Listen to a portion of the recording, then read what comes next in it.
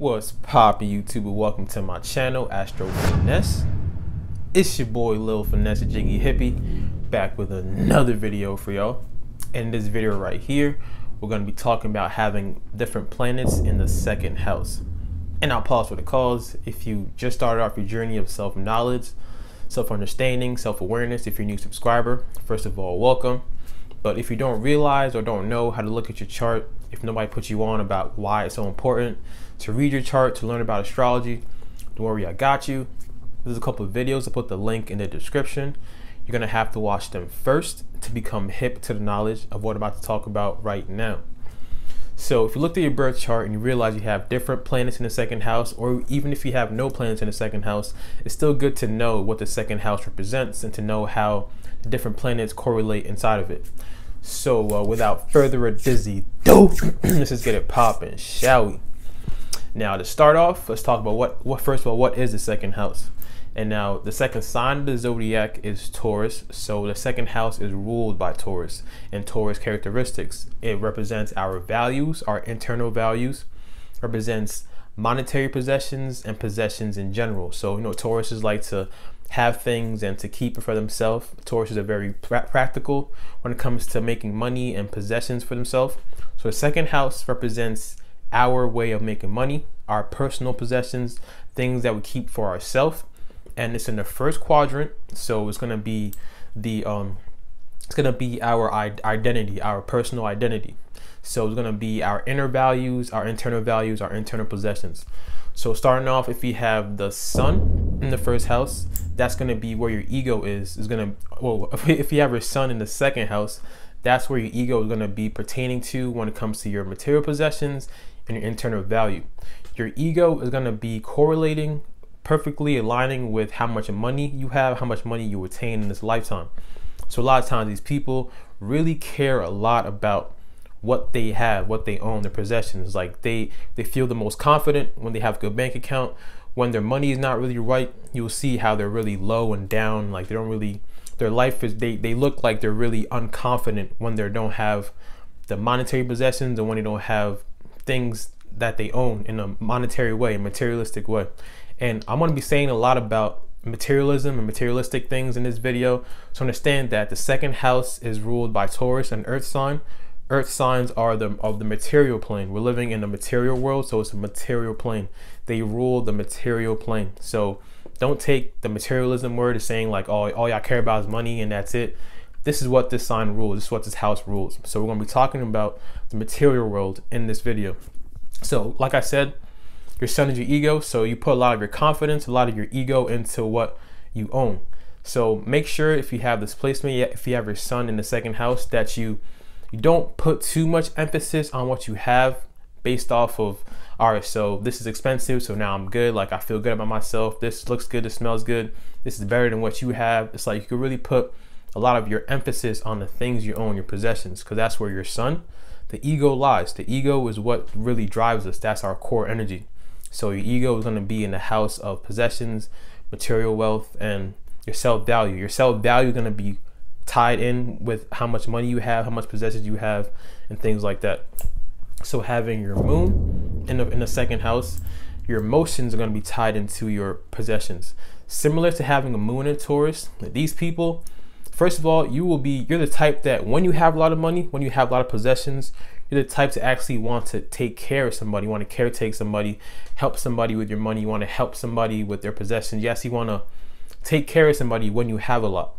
At the same time though, when you have your moon in the second house, understand that you crave stability. Remember, the moon is stability, moon ruled by Cancer. All they care about is being safe and stable. That's why they have that shell. So you crave your stability through your monetary possessions, through how much money you have, through your possession, through your inner value. So your inner value, you feel the most safest when you can have something that you could like rely upon when it comes to money. So keep that in mind. As you know, the moon changes frequently. So with this placement, your money will also fluctuate frequently too. It'll be up and down. You have like unsuspected highs, unsuspected lows, just like how the moon is, how emotions are, how the moods are with Cancer energy. It fluctuates up and down. So keep that in mind, that your emotions are going to be tied to your stability. And at the same time, when you have a lot, you like to care for somebody, you like to care for people and like to take care of someone or people, your family members, especially your loved ones, buying them gifts, doing things for them in a tangible way, in a materialistic way, in a Taurus energy second house way. So keep that in mind. So now having your Mercury in the second house, similar to having a Mercury in Taurus, these people, first of all, you should be the type to put yourself in positions to work in like sales or to work in things that forces you to use your mind to make money for yourself. These people are very slow, practical thinkers. Like I said, similar to Mercury and Taurus, they don't really like to say things unless they thought about it thoroughly. They don't like to do things unless they thought about it thoroughly. When it talks to money, when we're talking about the second house, y'all create wondrous, tremendous, good ideas in your mind that could generate money for yourself. Y'all are really good at using your mind, knowing people know the details, being slow, methodical, making sure you're making the right decisions when it comes to your money, when it comes to your possessions. So keep that in mind, that these people are very practical and very good at making decisions when it comes to money. Put yourself into, like I said, sales, things like that, being an accountant, knowing how to crunch numbers, things like that when it comes to being perfectionistic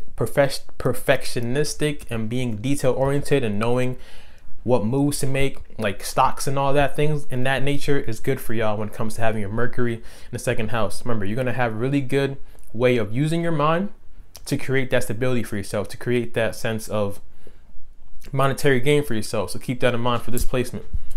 Now having your Venus in the second house, similar to having a Venus in Taurus, first of all, you're gonna be the type that always wants to have the nicest thing. Remember, Venus rules Taurus and Libra. Venus is a sign of love, is a planet of love and beauty, things that look good, smell good, things that are just aesthetically pleasing. So these are the type that likes to surround themselves around beautiful things. So when we're talking about the materialisticness of the second house, people that have Venus in the second house, you kind of see that. You kind of see like, damn, like they got that expensive coat, they got them nice shoes, they got that nice car, they have these high value. Remember, second house is your inner values too, your values. So they have these high value things. They actually care about things of high value. So when we're talking about Venus, you already know Venus is a planet of love. So in relationships, these people, keep in mind that these people, they take a long time to get in relationships because they're really careful and really slow to moving when it comes to committing to something. But once they're in a relationship, understand that they are very loyal to the person, very loyal to the cause. So that's why it takes them a long time to get into it. But those that have Venus in the second house, y'all can really low-key think and feel that you own that person, because everything that you want is like a possession for yourself. Second house energy is possession. So when you're in love, you could feel like you own that partner. This partner is mine. Like, I love you forever. We're gonna be together forever, and you're mine. Like you could have like a possessive kind of nature to your love life. And to people that don't really like being held down like that, they'll feel uncomfortable with this energy. So really know yourself, know who you are, know what you like, know your partner to see if they are the type to actually like being possessed in a way. Not saying possessed in like evilness, but possessed as in like you're mine, like you're not gonna cheat on me. I don't like you talking to other people like that. You're mine kind of thing. They like to have that possession as in this is my property. So keep in mind, those that have Venus in the second house, don't be too possessive over people. You could be possessive over your things, over your possessions that are like tangible, but when it comes to people and in relationships, try not to be too possessive over that, because all y'all care about is things that are beautiful and having things for yourself in a beautiful relationship, Venusian, graceful way. So keep that in mind for these people. Don't be too possessive over your people, over your partnerships and partners, but know that you generally love having beautiful things around you. You love having valuable things around you. So if you're dating a Venus and second house person, understand that they're looking at you like you are very valuable. This is why I'm in a relationship with you. They take a very long time to get to that point. So now having a Mars in the second house, these people really work really, really hard for their money. So they put a lot of their energy. Remember, Mars is a planet of war, of action, of directness, of going straight to the point, of movement, the masculine energy. So this masculine energy, this energy of action and movement, is in the house of possessions, money, and values. So these people put their action towards getting to the bag, put their action towards working really hard for themselves, working really hard for what they own. And now understand that Mars rules Aries. Aries is very impulsive, co-ruled by Scorpio, but rules Aries. So picture that impulsive energy when it comes to your money. So these people could work really hard to get a lot of money. At the same time, they could have impulsive spurts to where they just spend, and they'll just like deplete real quick. At the same time, they have the energy to get it back up. But keep in mind that to save time, to save energy, especially energy is very important to save. Really work on slowing down a little bit on your spending spree, slowing down a little bit on when you're buying things a lot, because y'all have the energy to work hard for it. Y'all really like have that driven core energy to get what you want when it comes to money. But the impulsiveness could kick in and y'all could like lose it real fast too, just because you're impulsive, just because you move a lot. So keep that in mind for these people that have Mars in the second house. Also, Mars, the planet of war and like, you know, fighting and all that. So you could find yourself in this lifetime when it's for you to go to war, when the time comes for you to go to war or to fight, you'll be fighting over money, whether it's at coworkers, whether it's at your job to get a higher salary, whether it's like with your parents, relationships. So money will be something that you will find yourself battling over too. So keep that in mind as well, that you don't really go overboard or be too harsh and too critical or too direct or too in your face when it comes to money matters, because this is what y'all put your energy towards. This is what y'all put your drive towards. That's what y'all put your battle and war energy towards, is making that money. Don't be too impulsive. At the same time, don't be too direct and to the point and too in your face when it comes to fighting for the money, if that makes sense. So now having Saturn in the second house, you already know Saturn is that godfather planet that slows things down, that makes it difficult at first. So having Saturn in the second house, these people really take precaution when it comes to spending money. Opposite of Mars, where they can be kind of like, you know, impulsive with it. Saturn in the second house, people grow up like even like having parents that don't have a lot of money, or seeing their parents struggle to make money. So they grow up with a sense that, all right, so damn, money is mad important, but I don't really have it like that. So they kind of put themselves in a way like, damn, like I need this money, I need these possessions, but I don't have it, so I have to be very careful how I spend it. Or they kind of put their energy and they could be like pessimistic over themselves, as in like, damn, that person has all these nice things. Like that person has a Lamborghini and I have a Toyota. Even though my Toyota takes me from A to B, I want that Lamborghini, but I can't have it because I don't. It's like y'all like having the basic needs, the basic necessities of life. At the same time, you could be hard on yourself internally, like you just want the flashiness of life. You just want the extravagance of life. Even though what you have is good for what the purpose is, y'all could be hard on yourself to reach the extravagance of life. Saturn kind of forces you to actually learn about, you know, your values, not to put too much emphasis on the material gains of life, but to put emphasis on your values. So at first, you'll find it difficult to kind of reach that financial point that you want, that financial height that you want, because it's forcing you to learn how to, like, you know, learn about your values first before you actually care about the flashiness of life. But people that have Saturn in the second house generally are very good at managing their money. They're really good at knowing what to spend, what not to spend, because they don't want to be in that state that they have been in the past, which was very low, or be in a state that they've seen people, their parents, their family members going through the past, which is very low monetary gain. So they actually want to make sure that they reach the height that they want to by working hard, being practical, not being overspending, not being over impulsive. But keep in mind though that you don't be too pessimistic internally over yourself, comparing yourself to other people, because everybody else has their own journey. Everybody else has their own lessons that they have to learn, their own karmic past, their own karma that they have to overcome. So yours is learning how to value yourself, not to put too much emphasis on the material things in life. So now having Neptune in the second house. Now these people, you already know Neptune rules Pisces. So imagine that Pisces energy. Neptune and Pisces energy doesn't really have boundaries like that. It's very illusionary, delusionary. It's kind of like you don't know what's going on, kind of not seen. So similar to my last video with the Neptune in the first house people, when people look at you, they kind of have their own creative idea of who you are, not knowing who you truly are. People with Neptune in the second house, it's like you could look like you have money, but you really don't, or you could look like you don't have money, but you really do. It's like people can see you and they can't really tell like your money status in a way. At the same time though, something you should really keep in mind with this placement, because like I said, Neptune and Pisces energy doesn't have boundaries. So these people could be really compassionate, really empathic, and like, you know, giving their money away, giving it to charities a lot, giving it away to people that need it. It's like when somebody needs your help, you have no boundary to stop, be like, all right, wait, before I give this out, do I need it for something, or is it good for me to keep it before I give it out? It's like y'all could freely just give out money, just freely give out things, because you're really compassionate about people. You're the healer. Neptune energy, Pisces energy is healing energy. So like you really want to help everybody and do things for people.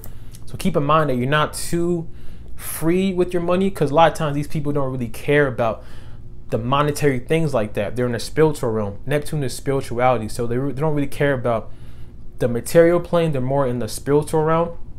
But understand that we live in the material world, so we have to have that balance of knowing how to manage the spiritual realm, knowing how to be spiritual and not be so materialistic. At the same time, know how to use this system, use this money, use the materialism to help sustain your life in this material realm, if that makes sense. So like I said, be careful not to be too free giving, too compassionate with your possessions, that you don't have enough for yourself and you're struggling and you put yourself in the victim role. Understand that you truly have like a need to help people. So people could take advantage of this if they know you like that. They'd be like, oh, that person always gives me money when I ask them, or that person always gives when I need it. So keep in mind that you're not walked all over. You're not walked all over on, or like a doormat when it comes to giving away things, your possessions and your monetary gains. So now having a Jupiter in the second house, you already know Jupiter is the biggest planet. You already know Jupiter. Everywhere Jupiter is, it expands. Everywhere Jupiter is, it gives you abundance and blessings. So people with Jupiter in the second house are very lucky, quote unquote, when it comes to the monetary possessions. You'll realize in this lifetime that everywhere you go, you will receive, like people kind of give you money, or you get like, you get in a lot of good positions in life to receive abundance. So people with this placement can easily get lazy, as in like they don't really want to work hard for it, because they feel like they can always get it, or feel like it always comes their way and all that. So keep in mind that you don't become too complacent. You don't rely on like, receiving things so much in abundance, because you will receive a lot in this lifetime. Jupiter will expand that monetary gain in this lifetime, but be careful not to be too reliant on it, to lay back too much. And also the good thing about this is like Jupiter is very abundant, very generous. So these people are also very generous with their money. They realize that they get a lot, so they're very generous for sharing it. And you know how the universe works, you give to get. So these people, they are lucky because they also, are very generous and give too. So that's a plus with this placement. But like I said, don't become too reliant on the luck factor, that you don't actually work for it. You don't actually create ideas for yourself. You don't actually have a plan for yourself when it comes to your monetary possessions and your values. Actually allow yourself to actually work hard too, and you actually gain even more, and also give back and be generous, and that will come back tenfold. So keep that in mind with this placement. And now if you have Pluto in the second house, first of all, I focus you on an even deeper level because I have the same placement. And Pluto in the second house is tough. I'm not gonna lie, it's tough, because you already know Pluto rules Scorpio. Pluto is all about transformation and things dying to resurrect again, that Phoenix energy. So having Pluto in the second house, the lesson that Pluto wants to teach us, I'm gonna talk about us right now. The lesson that Pluto wants to teach us is that we have to value ourselves. A lot of times with this placement, we grow up with our self-esteem tarnished, with our sense of value, sense of self tarnished, growing up either by parents, family members, or group dynamics, friends, school, whatever. So we kind of grow up with a sense of like, damn, like my self-esteem is kind of low, or I have been crushed internally when it comes to self-esteem. So we feel that we need to get material things, to get things to kind of build our self-esteem up. So growing up, you will realize you kind of like to buy a lot of things just to feel good about yourself in a way. So understand that Pluto is trying to teach you to actually get that self-esteem back. So what happens with this placement is we go through a lot of financial ups and downs, a lot of transformations of financial ups and downs. So it will take away the money from us. So it'll force you to like, all right, like you gotta sit with yourself and be like, all right, so money is not really important. Material things are not really important. Material things is not what's gonna get my value up. It's not what the fuck. Material things is not what is going to make me value myself and have a true sense of esteem for myself. Is going to be me actually digging deep into myself, into loving myself internally. So a lot of times we go through a lot of internal transformations, and it happens once we feel like, all right, I'm good now.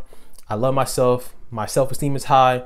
I love myself on a deep level. I'm not relying on material things. Once we get to that state, that's when the money starts to fluctuate and come back up. That's when we get that power, that Pluto power. When it comes to our money, comes back up. But once we have that low self-esteem, once our energy within ourselves is low, when we don't really love ourselves like that, our money will fluctuate back down. Because Pluto is like, nah, the money is gonna come once your inner value, once your internal value rises. Once you transform yourself internally, that's when the money comes. Once you rely too much on the money to get that internal value, then the money's gonna come back down. I'm gonna take that money away from you so I could teach you to learn how to like get your internal self back up, to get your inner value back up. So keep in mind with this placement too, people look at us and be like, they will not know how much internal struggles we've been through. They'll just see like they'll see once we get to the point of our internal value rising, they'll see how much we make. They'll be like, damn, how do they do that? They're so secretive with their money because we don't really like to share how much money we have and all that. So people look at us and be like, damn, they're so secretive. Are they doing something legal? Like, how do they do that? Not knowing that we've been through so many transformative things, so many ups and downs, so many internal turmoils that we have to transform ourselves and get back into to reach our financial point. So this placement, we go through a lot of financial ups and downs because of the transformation factor of Pluto. So like I said, what Pluto wants to teach you is money is going to come to you once you have your inner values set, once you have your self-esteem set. You can't do opposite. You can't have your self-esteem low and like to buy things to try and get it up. You have to not worry about the money and get your self-esteem high, and then that's how things will rise up. I've always noticed that once I started to love myself and not really care too much about the monetary gain, that's when things came to me big time. Once I was trying to work hard and trying to make money and buy things because I needed it, because I wanted to get my esteem up by buying nice things, that's when things were not working out. So understand that how important your internal values are. Having Pluto in the second house, it's here to transform you. You're going to go through a lot of internal transformative energies with this placement. So keep that in mind. And now having Uranus in the second house, you already know where Uranus rules Aquarius. Uranus is all about unpredictability, things that are very like, you can't really pinpoint it because it always wants to be free and freedom. So having Uranus in the second house, these people do not like 9-to-5 jobs. They don't like to have the conventional way of making money. They don't care about having that paycheck every week, doing the same mundane job. Like, y'all actually crave freedom. You actually want to be able to do something that you love, do something that gives you freedom. First of all, like, that's the most important thing, is do something that gives you freedom to make money for yourself. You like being different and eccentric in the way that your career is. So a lot of times these people have different weird eccentric careers for themselves that they love because they have the freedom of their schedule, they have the freedom of the time that they're spending, their space, and they make money through doing things in an unpredictable way. Also similar to Pluto in the second house and similar to Moon in the second house, your money will fluctuate up and down. It's very unpredictable. Your money will be unpredictable, up and down, fluctuates up and down like that, because Uranus is very unpredictable planet. So the more that you actually embrace your need for freedom, not liking to go to that 9-to-5 cubicle job and doing the same thing that everybody does, once you actually embrace the fact that you have to have your own original business ideas, keep that in mind. It has to be original, of your own mind, your own thing, creating your own thing. Once you do that, that's when you realize your money will be your possessions, your inner values will be positive. So like I said, create your own thing, make a YouTube channel, do something online, create your own business, do something that you love yourself internally, that you have made your own self, and that's how you create abundance in this lifetime for yourself. Don't follow the crowd, don't do what everybody's doing, go to college, take out loans, work in a cubicle, pay your loans, and the same thing everybody does. Like, do your own original thing, and that's how you receive abundance and blessings in this lifetime. So now, if you have a stellium in the second house, stelliums is having 3 or more planets in the same house. So now these people are very lucky in this lifetime, because we live in a materialistic world. We live in that earth plane, so earth energy, second house energy. So we live in a world that you kind of need to know how to manage money and take care of money and gain money. So having a stellium in the second house, these people are very fortunate and lucky, because you will receive money, will be an emphasis in this lifetime. Possessions will be an emphasis in this lifetime. So it will come to you easier than most, depending on what planets are inside of it, like I said. But understand that you are more prone to having a lot of possessions and material wealth in this lifetime.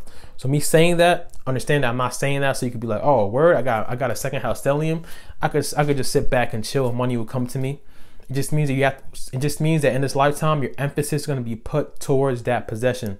But keep in mind also, it's not only money and possessions, it's also your internal values. So keep up your internal values, keep up your self-esteem, keep up the things that make you who you are internally, because it's in the first quadrant of personal identity. So once you figure out your values and who you are and like what you like and who you truly are on a deep internal level, that's how you will realize that, money comes to you easier in this lifetime.